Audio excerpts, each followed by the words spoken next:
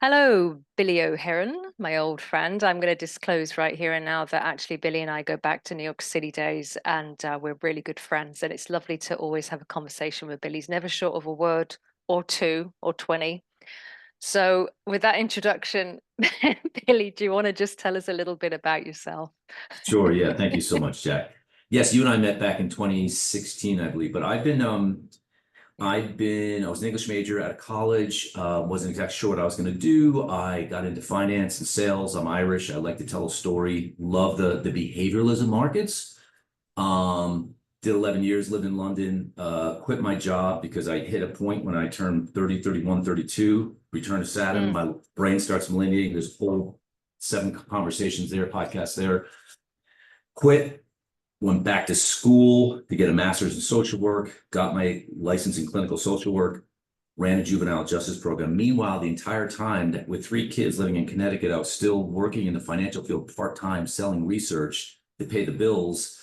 And then went back into essentially Wall Street research sales and capital raising back in 2008, 9, mm. while I started aside evenings and weekends counseling practice. So I had this little mini thriving counseling practice.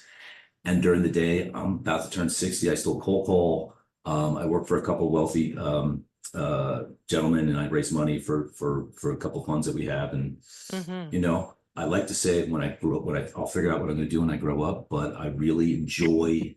First of all, I love you. I'm not just saying that. I love what you bring out of me, and I love. I'm a relationship voyeur. I want to Mm. know what people's like. And I'm a big meditator. I've been meditating for 28 years. When my editor got a hold of the book, he sent it back to me with 6,000 edits. And he said to me, Bill, this is a love story This to is the book. meditation. Well, This let's is a love story to mention your book. meditation. So I'm going to have to jump in. So Bill has written this most amazing book. It's called Waking Up Marriage. And it's essentially, if I can encapsulate it this way, it's how to view marriage as probably one of the most intense courses in metaphysics in your entire life, karmically, spiritually, every which way, and how you can use that instead of it being triggering and horrible and painful, how you can actually use it as a beautiful mechanism to evolve and grow. So I'm going to put a link after underneath as well. So this is a great book. And I just want to follow up on that, Jack, real quickly, because literally yesterday, I was in a Hmm. conversation with 2 family offices. They both had $1 billion. We were getting some money. They're already clients. But we actually used marriage as the correlate because we got married to these guys. They became clients of ours over the last 3 or 4 years. So marriage is the wrong word. I didn't like the guy that helped me finish cleaning up the book. Jack, you did phenomenal work. You basically changed the tone and the trajectory of me getting that book done. So I can't thank you enough. But marriage is wrong. We're married. I'm married to you. We're in a relationship of some kind. Marriage is just a Hmm. word. It's just a couple vowels and consonants together. But I'm married to my boss. He's 55. I'm 59. Like we're in a relationship all the time. So Hmm. it can be male, male, female, female. It doesn't matter. It doesn't Marriage matter. is, and Hmm. it is the best arena. There's no better arena than the altar of relationship, aka marriage, because that's where you're going to learn the most. That's when you're going to make me vulnerable. I'm going to draw out your vulnerability. I'm going to draw out your little girl. We're going to get to the limbic system. That's what marriage does. If you and I just sit on a mountain and meditate, we'll evolve, but it's only through the friction of relationship, through marriage, through the discourse of the challenges of being vulnerable, do we grow. Right. So let me unpack this for the audience because you're rapid fire and you're deep and intense and but I know you, so what I'm hearing you say is that everything to do with evolution is relationship, right? Unless you have a mirror or a trigger or an opposite, an other, let's just say other, you don't really understand who you are in context with these others, right? So your best learning is done out in the field with others, as friction ridden as that is. Now, you've talked about marriage, but one thing I think that perhaps could even be a follow-up book for you and be very powerful is what you're talking about is the relationships that we engage in all the time, every time, especially work. Can you talk a little bit? First of all, can you talk about how you balance your home life, your financial world life, and your practice? Let us know how you do that. That's interesting, I think. That's Thank you. Mm, It's a work in progress, but I I train myself, I force myself, I be kind enough to myself to be as available in every given moment. And then when that moment's gone, I return to me. And I know that sounds so corny and esoteric. I'll give you an example. I I had love it. my young nephew texting me this morning at 9 o'clock. I'm in my meditation and I'm like, listen, I'll text you back. I want to talk. I bring my presence in that moment and then I shut it out. Mm-hmm. I have a thriving little counseling practice, right? I get really engaged in these hour-long discussions over Zoom or face to face. But when it's done, I've got to come back to Bill. I've got to come back to what part of Bill is being activated? The 14-year-old self, the insecure one, the deeply powerful fourth grade Bill? Is it the warrior finance guy? Is it the esoteric? Like all those little parts, all You those know layers of you. yourself.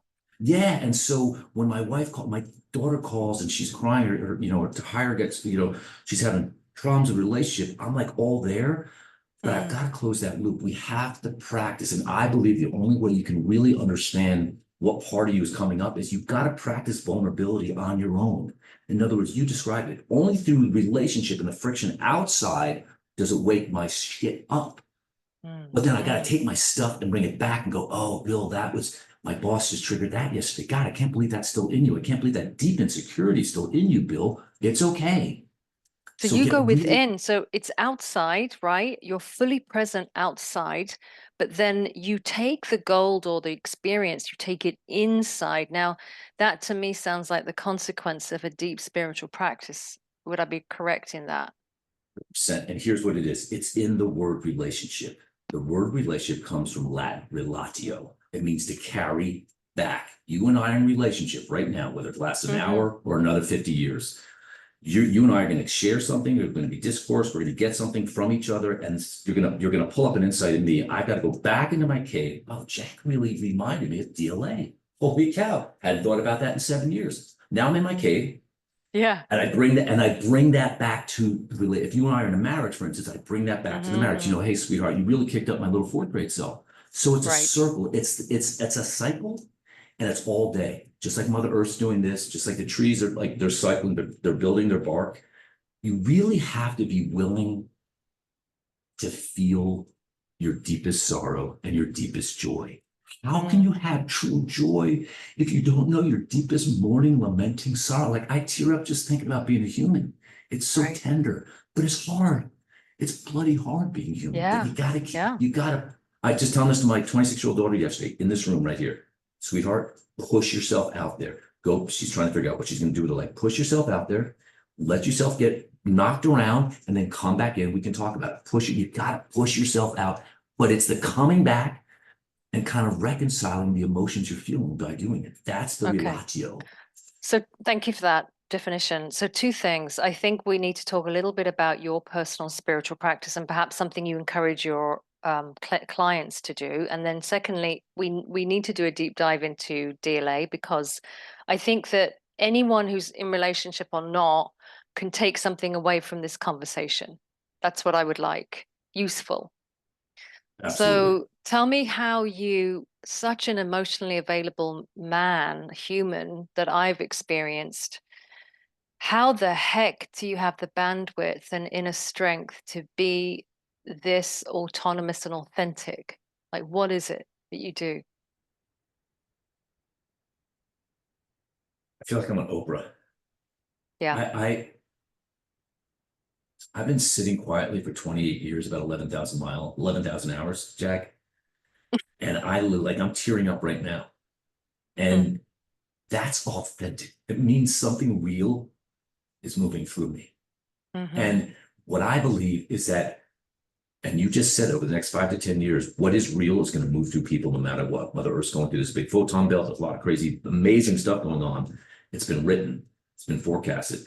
But your job, my job, everybody listening, your job is to get yourself quiet in a place. You have to put yourself in a shape, meditation, and just be in that place to let it Mm-hmm. all come up. And Mm-hmm. the only way I survive is through my Mm-hmm. meditation and my exercise, Mm. right? Because I Yeah. don't know what's coming at me, but I know where my body's at. I know where my heart's at right now. I know where my bum knee is. I know where my ankle is. I heard You're this embodied. You're embodied, aren't you? CAL. Cells always listening. Your cells are always listening. We're not paying attention to our body and our cells. And that's a big thing that I've just taken on the last 2, 3 years, listening to all these esoteric stuff, whether it's Cryon or Matthias De Stefano. We need to tune into our bodies. And when we tune into our bodies, we realize the answer to the question is, how am I able to kind of manage this stuff?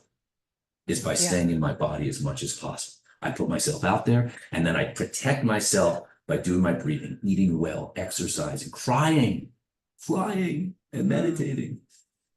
I don't know if I answered the question, but you did. No, you did, and it gave me another jumping off point, because I feel as though we are at the banquet of metaphysical truth right now.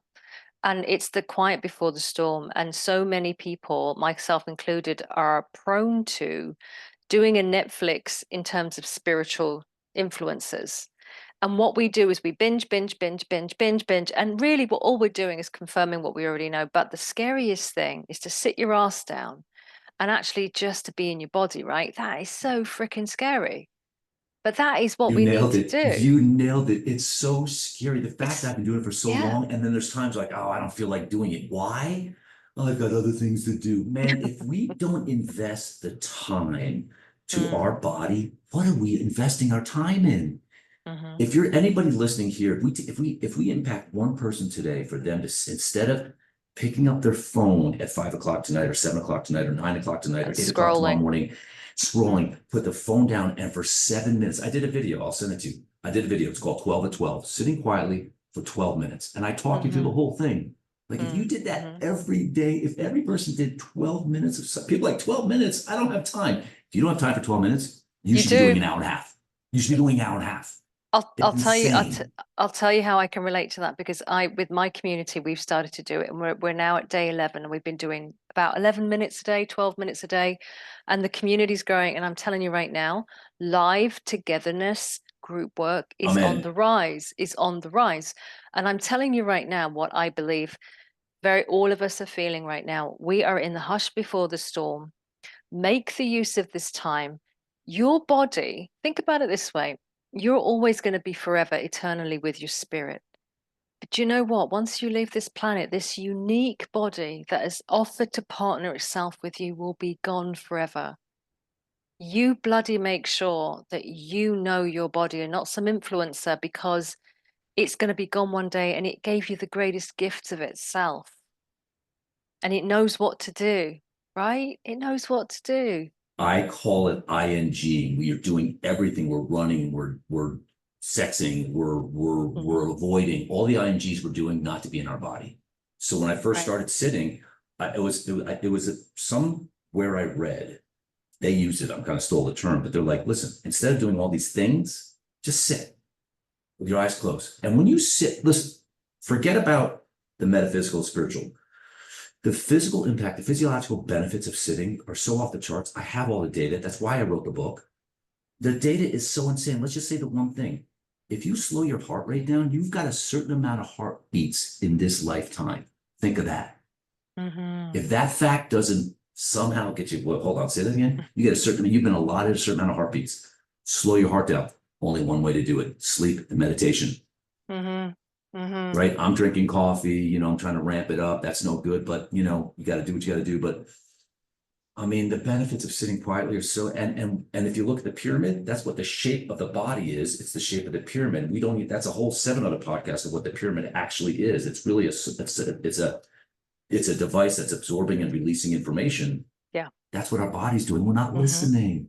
Oh, by the way, it slows the heart down, and your heart sends 5,000 more signals to the brain than the brain sends to the heart. We think the brain's the master bit. He's not. She is. Well, they're in divine relationship. They're doing this, right? And I will speak up for the divine masculine because I love it.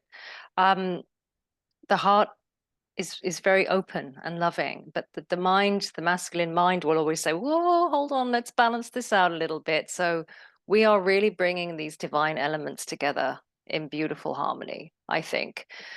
So okay. DLA. Well, my audience practice stillness. I think what would be of real interest to them is what you discovered, and you call it your dominant limbic age. And this audience is also quite sciencey, so don't be worried about saying it how it is. Tell me how you discovered through your journey with your partner, divine partner, this DLA component. Yeah. Let me explain, if I can, what it is. So the original name of the book was The Space in Between. Why? Yeah. Because the science, that just the pure physiological, biological science of you're born, and for the first 9 or 10 years of your life, you have no rational brain. There's no neocortex. There's no gray net helping you to rationalize or bring logic or cogency into your life. You're pure emotion. You're pure limbic. You're pure heart. Your skin is thinner. And the electrons coming out of your mom, or you're absorbing them. The electrons coming out of your dad, you're absorbing them, right? We're just an electron. Read the biology of emotion. Lipton, just listen to another podcast with him. So your dad is this entity filled with all these emotions. He picked them up from his grandfather, his grandfather, his grandfather, his grandfather. Same on that side. So you're literally in a pool of your mom's existence and your dad's existence, and you've absorbed it all, right? And so events happen from 0 to 10, 0 to 12. And 1 or 2 or 3 events are major events that leave an emotional, literally a molecular dent in your system. So now you're 37, and when something really intense kicks up, guess what? You go back to your dominant limbic age. You go back to that original moment until you pop that. Popping is just letting it up, catharting it, understanding, going, oh, I lost my grandmother. It's really sad. And my dad left the family at the time, and I was 8 years old, and I felt really small and really left behind. And anytime anybody leaves me, my boss, my friends, I revert to 8 years old. That's the dominant limbic age. We all have it. My dad, dominant limbic age, is about 11 years old. He's stuck in the late 40s, early 50s when the war was happening in the 40s. And he loves everything about the war. All he wants to do is read about World War II. And he's 92. Why? Because his dominant limbic age is he felt his mom was alive then. He felt whole despite the chaos. He felt like he was home then.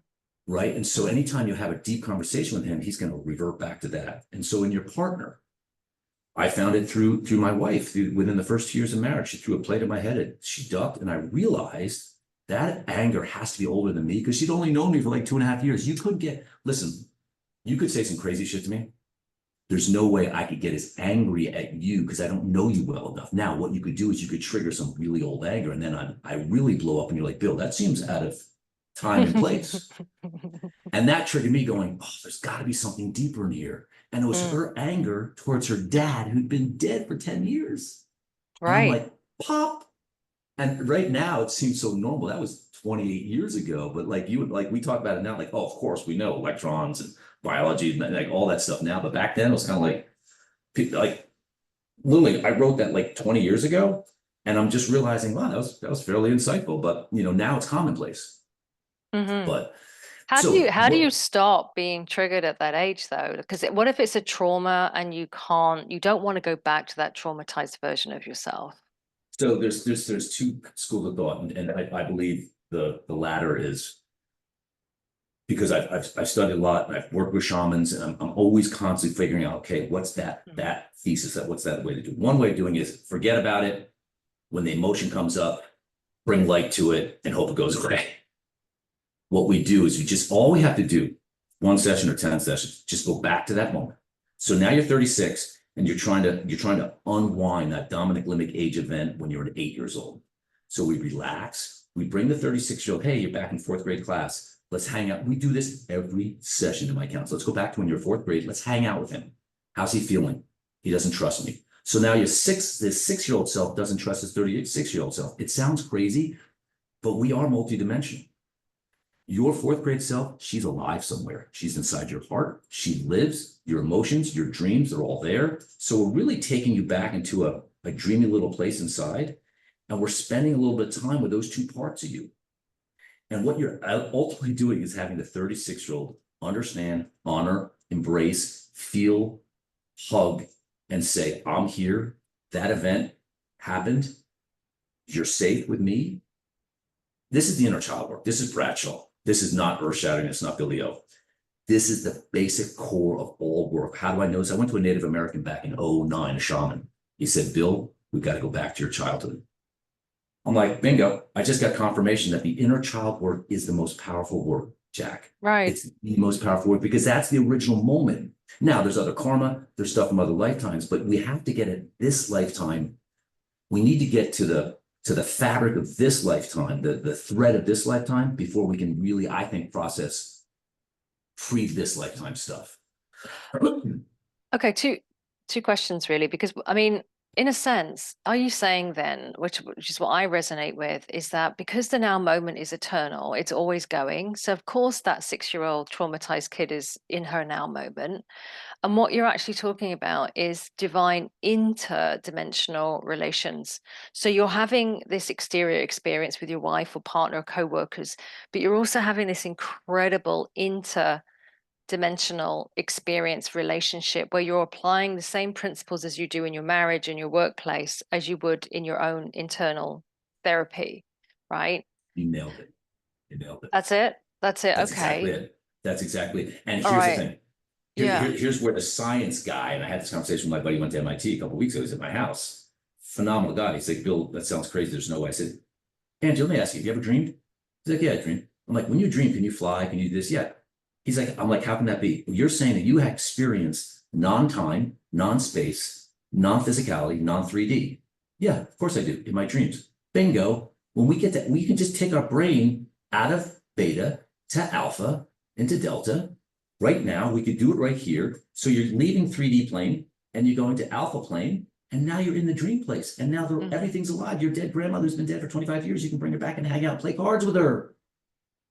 Once Right. you So realize what you're saying to me, if I'm correct, you're saying that you can take this interdimensional experience with your inner self, your inner child, and you can then invite the ancestors to come in from your lineage. Is that right? So you get to heal that lineage. So how does this tie in with Bruce Lipton's work on epigenetics? For example, let's say a Holocaust, the great grandchild of a Holocaust survivor who's now 21, living in New York City, very successful, very happy, very healthy, and is horribly sick with anxiety.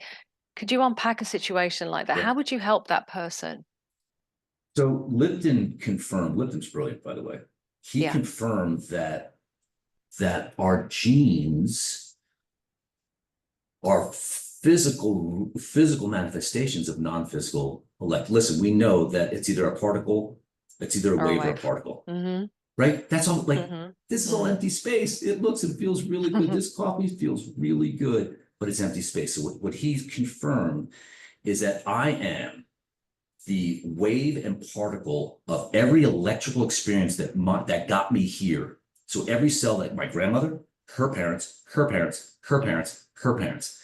And the disposition of those cells isn't just the color of my hair, it's how they feel about themselves. It's who they were in the world. It was their creativity. Like I'm getting goosebumps flashing through me right now, right? We are an electrical interference pattern, right? That's all we are, right? So if that's the case, then when I sit quietly and slow myself down, I give myself, and I'll get your example. I get the chance to repattern the waves and particles. How? By undoing the dense, the dense in my limbic system, the emotional, I'm not good enough, I'm a loser, all those echoes. I clean that up by being in a place of harmony and wholeness. I feel pretty good right now. I feel like I'm fully present. And just by doing this, I am quietly imposing a simplicity and a creative juice in my genes right now. In other words, by changing literally the disposition of how I feel right now. Epigenetics is how do you feel? Yeah. That's epigenetics. Cells are feeling. Correct. So your 21-year-old who's got the biomagnetic, bioelectrical impulses from his legacy, worthlessness, whatever that might be. What we do is we go and meet him emotionally. We close our eyes and we meet him. How are you feeling right now? I feel like a loser. Great. Let's start there. Let's go back into this age. And you're 21. When did you first have this emotion? Oh, when I was 3 years old. Beautiful. Let's go to your 3-year-old. Now we're with your 3-year-old. How's the 3-year-old feeling right now? Well, the 3-year-old feels he's having fun in the sandbox, but there's a weird feeling going on. Perfect. Let's talk to him. Let's talk non-physically, physically, right? And if that 3-year-old still feels that like that helping open that up and getting the 21-year-old to dialogue with a 3-year-old or the 4-year-old self, if that's not enough, what we do is we go, okay, now we're taking the lead. Now we're going to go back before you got here. Why did you choose this embodiment? Why did you choose to be a 21-year-old? Why did you choose to be Jewish or whatever it is? What's the lesson? What's the deep, profound reason you are here? Oh, the reason I'm here is to be able to process the fact that Judaism is just part of all the other light-giving tribal experiences and blah, blah, blah, blah, blah, whatever that is. And It suddenly pops, like you said, it his pops. Akashic chapter turns, Yeah, right? He's yeah. like, oh, It's that makes release. sense. It's release Hmm. going, that's why I'm here. Our So, job on plan is to figure out why am I here? And if it's me for just being a phenomenal sweeper of the streets because I love the experience of it, then that's what I do. Why is a bird here? A bird is here to give song, to flap the air, to provide some pollination in a beautiful way. That's all. Our purpose is no bigger, no smaller, but we just have to embrace it and celebrate it, whatever it is. And it's not easy. Once we mhm. start celebrating, I am who I am, and I'm gonna deepen my experience by challenging myself out there, but really I'm gonna sit quietly. You can solve a lot of problems by just sitting quietly for a long, long time. Sorry, I All went right. on a little bit too No, you long. didn't. You don't ever apologize, Billy, because everything you're saying is beautiful and valuable. I want to take the example less of a wife or a husband and say, let's say you're in a situation and you find yourself in the same situation at work with a boss or a manager that has the same characteristics as the job you were in before and you had to leave. So tell me how somebody would perhaps apply what you're saying to a very closed situation like that, which is not romantic, it's not familial, Mm, right? mm. Powerful. It's powerful because I've got all the Yeah. t-shirts and bumper stickers, right? Because I kept repeating the same puerility, the same imbecile little boy, like complaining, I was really good at what I did. I don't get paid enough. Well, you don't get paid enough. Go bugger off, mate. Um, Mm. it's literally so using an example as a boss, it's a great example because we are married to our bosses. And so what is it that you're feeling? Well, I'm feeling underheard, not seen, I don't get paid well enough, whatever it is, I'm being overlooked. Perfect. So let's get quiet. Let's look at the feeling. So what you're saying is when your boss walks past you and you're not getting that recognition, when was the first time you ever felt that way? Oh, in fourth grade when my teacher overlooked me. Perfect. Now this is where Mm. we start. We don't start with today. Today's an echo. Hmm. Today's flapping fabric. The stem, the root is in fourth grade, you got overlooked by your teacher, you got dropped like a hot rock by, Lily Smith or, Johnny Smith, and your dad left the house. That's Hmm. what's happening. Bingo. Today, yeah, my wife isn't triggering. My wife isn't what I'm saying she is when we're upset. It's me being upset with my mom, with my dad, with my state of life, with, my whatever it is. She's triggering my deepest self. And Hmm. so the problem is we're chewing on today's stuff, but we're just chewing shit. There's no nutrients in it. The nutrients is let's go back Mm. to when you were in fourth grade. We got to close our eyes. We got to count ourselves down. We got to go in. I'm sorry, that's Hmm. the only way home. Talk therapy is great if you add it to inner work therapy, inner child therapy. You combine the Hmm. two, right? So you get the inner child stuff to come up. Oh my God, that was fifth grade. I can't believe that. Holy cow. And now you go, see how that's relating to when your boss walks by or when the client said that to you? It really is. This is a journey. This is a solo journey done with other people, but we Hmm. have to be embracing this. We got to befriend our fourth grade self. To me, that's the most important thing. If I can leave one person with one thing ever is I just had that with my nephew 2 hours ago. I said, kiddo, you got to start getting quieter. You got to go back to your fourth grade self. You got to start hugging him and loving him and embracing him as an adult. You're 39. He's 5. He doesn't trust adults. I never trusted adults. I still don't trust adults and I'm 60 years old. Why? Because I've got an angry 14-year-old inside who's like, fuck you adults. You guys don't know anything. You're not conscious. You're not awake. And you don't know what it's like to be a kid. Now I'm a Right. 60-year-old with a 14-year-old disposition at times. And that's why I really relate well with kids and this younger generation. Like, I get it. I'm a fucking Hmm. idiot, but I'm Hmm. here for you. And I love you. And Hmm. I'll do anything. And I have more power now because I've got some money and influence. and connections, not power. I didn't mean to say that. I'm not 14 years old. I'm 60. I've done a lot of stuff, so I know a lot of people and I can help you, but I respect you, I hear you, and I love you. I say that to my kids all the time. My generation, we missed a lot of stuff, but I want to be here for you. Anyway.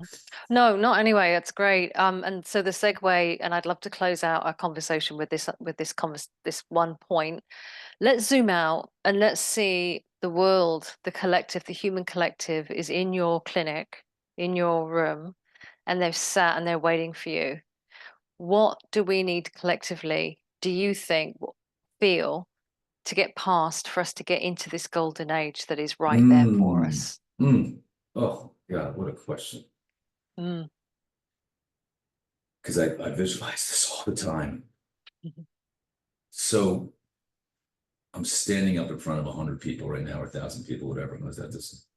Mm. And our eyes are closed, and our backs are straight, and our shoulders are square, and our eyes are closed, and we're just in our bodies, and we're in our heart. Taking a couple breaths, and we're all going back, literally, collectively, together. We're all going back to our classroom in fourth grade. Mhm. And so right now, I'm in my Mr. McGrath's class, fourth grade, Franklin School. I'm there right now. And my 60-year-old self has walked into the room, and I see my fourth grade self. And we have that moment of recognizing each other and feeling that all the outside world is out there. But in this moment, he and I know each other, understand each other, huge gap of time between each other, but the exact same sensibility. Two different souls almost, exact same core self. We love people, we love animals, we want to dance, we want to sing, we want to teach the world to sing. He does, I do. So now we've merged us. Now he's in me, I'm in him. And we're in that fourth grade class. And now there's just light pouring out. And all the chaos around us, the wars, the battles, the sadness, all that stuff, it's going to be there when we're done here. But in this moment, I'm connecting with him. And now I'm connecting with the person next to me's fourth grade self, because I know that fourth grade self is sweet and beautiful. And she's not a Republican or a Democrat. She's just a beautiful human being coming back to do her thing on this earth plane together. And now literally like a beehive, the connections, now all the fourth grade cells are connecting, and there's this flush of light and lightness, and we're like levitating. Now, again, our rational mind's going, yeah, it's all esoteric bullshit. We're going to wake up and I still got to pay the bills and do my Excel spreadsheets. I get it. But in this moment of pure presence, in this moment of pure light, this is where we're going, ladies and gentlemen. This is where we're going. And it's on us to just be light inside ourselves. And when we walk into situations or pull up the news and we feel the friction, just bring it light. Bring the light you feel now to that person. Bring the light to Putin. I visualize, I swear to God, Jack, I visualize almost every night all the politicians holding hands with their inner selves, their little selves, their current selves. They're holding hands, they're apologizing, they're hugging. The Palestinians and the Israelis are like having a party, they're doing a rave, they're hugging each other. I don't care if it's a reality or not. I am setting the tone, my dispositional tone of my electrons and my molecules, and I don't give a fuck about anyone else's molecules, but I just love myself, and I love the world, and I want the world to feel my acceptance of myself and the light that brings. That's my message. That's gorgeous. That's lovely. And I think, I mean, for me, in a nutshell, it would be that next time somebody is in front of me triggering, is not just to take a look at myself at the DLA, but look at that person as the child as well, and say, would I be able to be horrible to a little kid standing in front of me acting out? I wouldn't, I just wouldn't. So that's really practical, and that's probably how we're going to get through. I think honestly, it's just seeing the inner child. What you just said really is stop my raison d'etre for my entire thing. It's yes, it's good for me. The only way I can know your stuff is I got to know my stuff better. I see my wife's little child coming out all the time. I'm like, oh, there it is. There's the fourth grade self. But I wouldn't know that with clarity if I didn't know my fourth grade self. So what you said is really the homework is you want to know why Putin's doing what he's doing, or why any politician, good or bad, doesn't matter, red or blue, doesn't matter. They're just human beings. They're insecure. They want daddy to hear them. Trump wants his daddy to pay attention to him, and he never did. I have this deep, crazy, sympathetic pang for these politicians that are all fucking crazy, but These they're looking for leaders, yeah. love. But you know what? The time now has come for, but unfortunately they're in positions of power and they're not doing good things. Not good So things. for what we've just got to be the adults in the room and for everybody, and we have to hold a space where everything is exposed and healed, because if they don't heal, then they're just going to keep repeating this behavior. So that's what we're moving into. We're moving into collective healing, trauma release, stillness, coherence, all of it. And we're all Well, I doing think it Mark, totally. I think Mark Twain said it, somebody said ourselves. it. The greatest revenge is to just let someone be and forgive them. Let them forget. Let them be. Now, it doesn't mean inaction. Doesn't mean get out to the polls and take your stand and do what you need to do and donate and all the active things we do for ushering in the truth. But in the end, I've got to forgive and understand everyone else's position and allow them. If I can help them, great. If I can't help them, send them light, send them love, and say, I'm here for you. Like, whether it's your craziest arch enemy, send Right. homework today, send them one molecule of love, one molecule of acceptance. And when you do that, the fabric's listening. Something's listening somewhere. Yeah, because we're all entangled. I mean, we're all one. We're not I separate at mean, the all. science So is it's it's indisputable. 15 years ago, conclusive. maybe you could, yeah, maybe 15 Yeah. years ago if we were talking, but like now it's like Yeah. a fourth grader Yeah. knows that we're all part of the fabric. Yeah. Great. Well, Bill, I'm going to put some information underneath. Okay. People can get your book on Amazon. It's called Waking Up Marriage by Bill O'Heron. So finding Edited truth in your by partnership. the wonderful Jack Bird.